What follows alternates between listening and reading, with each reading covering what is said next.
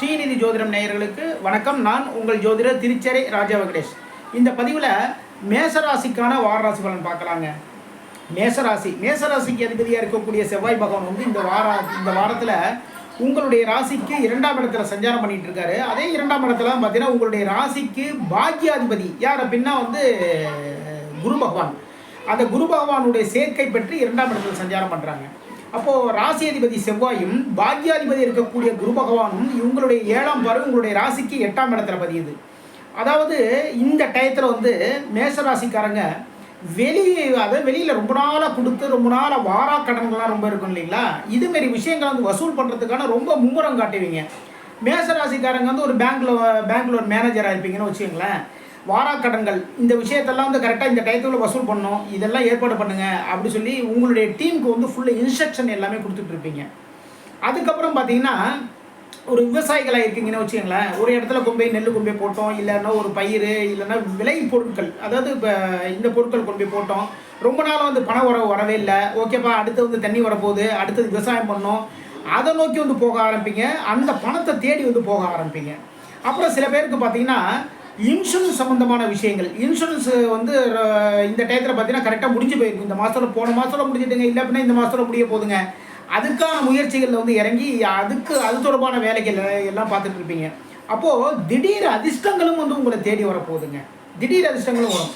ஏன்னா 8ஆம் இடத்துல வந்து ராசி அதிபதி அப்புறம் பாக்யாதிபதியும் வந்து 8ஆம் இடத்துல பார்க்கறதுனால எதிர்பாராத திடீர் பண வரவுகள், எதிர்பாராத திடீர் நல்ல லாபங்கள், ஒரு தொழில் பண்ணுறவங்களுக்கு வந்து நல்ல லாபங்கள் நல்லபடியாக வரும். தொழில் பண்ணுறவங்களுக்கு, கூட்டு தொழில் பண்ணுறவங்களுக்கு பார்த்தீங்கன்னா கொஞ்சம் ஓரளவு கவனமாக பார்த்து பண்ணுங்கள். எதனால் அப்படின்னா 8ஆம் இடத்துல வந்து ராசி அதிபதியினுடைய பார்வை பதிகிறதுனால கூட்டு தொழில் ஒரு மறைமுகமான சில வேலைகள் எல்லாமே நடக்கும். அதனால் கூட்டு தொழில் கூட்டு தொழில் பண்ணுறவங்க வந்து கணக்கு வழக்குகள் இதெல்லாம் வந்து கரெக்டாக இருக்கான்னு கரெக்டாக கொஞ்சம் ஓரளவு கவனமாக பார்த்துக்குங்க. உங்களுடைய ராசிக்கு பாக்யாதிபதி இருக்கக்கூடிய குரு பகவானுடைய 9ஆம் பார்வை தொழில் ஸ்தானமான 10ஆம் இடத்துல பதியுது. மிக மிக சிறப்பு. தொழிலில் இருக்க தொல்லைகள் விலகும். தொழிலில் வந்து நண்பர்கள் மூலமாக நல்ல நல்ல விஷயங்கள் எல்லாமே நடக்கும். தொழிலில் வந்து உங்களுடைய தந்தையின் தொழிலை கூட வந்து சில பேர் எடுத்து பண்ணுவாங்க. அப்பாவுடைய தொழில், அப்பா வந்து இந்த மாதிரி ஒரு பிஸ்னஸ் ஒன்று பண்ணிட்டு இருந்தார், அந்த விஷயத்தை வந்து நான் பண்ணுறேன், எப்பா நீ இனிமேல் பார்த்துக்கப்பா, நீ கரெக்டாக எல்லாத்துலேயும் நல்ல ட்ரைனிங் எடுத்துக்கிட்ட, நீ இனிமேல் நீ பார்த்துக்க அப்படிங்கிற மாதிரி அப்பா உங்களுக்கு வந்து ஆசீர்வாதம் பண்ணி அந்த வேலையை கொடுப்பார். ஓகேங்களா? குரு பகவானுடைய 9ஆம் பார்வை தொழில் ஸ்தானமான 10ஆம் இடத்துல பதியுது. மிக மிக சிறப்பு. அதுக்கப்புறம் பார்த்தீங்கன்னா ராசி அதிபதி செவ்வாயினுடைய 7ஆம் பார்வை வந்து 8ஆம் இடத்துல பதியுது. அவருடைய சிறப்பான 8ஆம் பார்வை வந்து பாக்கியஸ்தானமான 9ஆம் இடத்துல பதியுது. பாக்கியத்தை தேடி போவீங்க. இந்த டயத்தில் நல்ல விஷயங்களை தேடி போவீங்க. நல்ல விஷயங்களை எங்கெங்கே கிடைக்குதோ, எங்கெங்கே இது மாதிரியான ஒரு விஷயங்கள் கிடைக்குது அப்படி தேடி தேடி தேடி தேடி போவீங்க. அப்புறம் பார்த்தீங்கன்னா திருமணம் தொடர்பான விஷயங்களில் வந்து இந்த டயத்தில் மேசராசிக்காரங்க இறங்கினீங்க அப்படின்னா திருமணம் கைகூடும். உங்களுடைய மனசுக்கு பிடிச்ச மாதிரியான வாழ்க்கை துணை அமையும். இது ரொம்ப ரொம்ப சிறப்புங்க. அது மட்டும் இல்லை, உங்களுடைய ராசிக்கு லாபாதிபதி யார் அப்படின்னா சனி பகவான். அதே சனி பகவான் தான் பார்த்தீங்கன்னா தொழில் ஸ்தானமான 10ஆம் இடத்திற்கும் அதிபதி அவர் தான். அவர் வந்து லாபஸ்தானமான 11ஆம் இடத்துல வக்ரகதியில் சஞ்சாரம் பண்ணிட்டு இருக்காரு. அதனால் தொழிலில் வந்து பெரிய லெவலில் லாபம் வரும். பெரிய லெவலில் வந்து அப்படி பண்ணுவோம் இப்படி பண்ணுவோம் அப்படிங்கிற ஒரு விஷயத்தை மட்டும் வந்து ஓரளவு கண்ட்ரோலாக பார்த்துக்கோங்க. அதில் மட்டும் சின்ன சின்ன பிரச்சனைகள் எல்லாமே வரும். அப்புறம் உங்களுடைய ராசிக்கு 4ஆம் இடத்துல பார்த்தீங்கன்னா புதன் சூரியன் சந்திரன் இவங்களுடைய சஞ்சாரம்.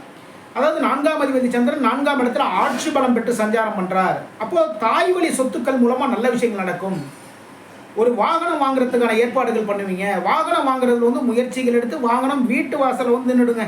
அந்தளவுக்கு வந்து கரெக்டாக இந்த வாரத்தில் அதுக்கான முயற்சிகள் எல்லாமே எடுப்பீங்க.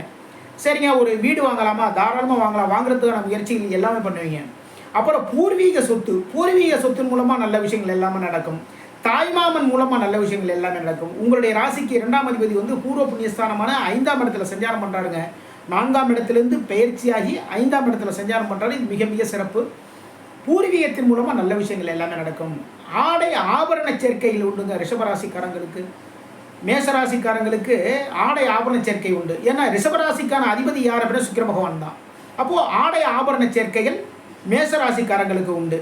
இந்த வாரத்தில் வந்து பார்த்திங்கன்னா 5ஆம் தேதி 6ஆம் தேதியில் வந்து புதிய முயற்சிகள் பண்ணுங்கள். நிச்சயமாக சக்ஸஸ் பண்ணுவீங்க. இந்த நாட்களில் வந்து புதிய முயற்சிகள் பாருங்கள், கன்ஃபார்மாக சக்ஸஸ் பண்ணுவீங்க. ஒரு வேலைக்கு வந்து அப்ளிகேஷன் போடலாம், இல்லை அப்படின்னா வந்து ஒரு வேலை தேடி ஒரு இடத்துக்கு போய் வந்து ஒரு இன்டர்வியூ போய் அட்டன் பண்ணலாம்.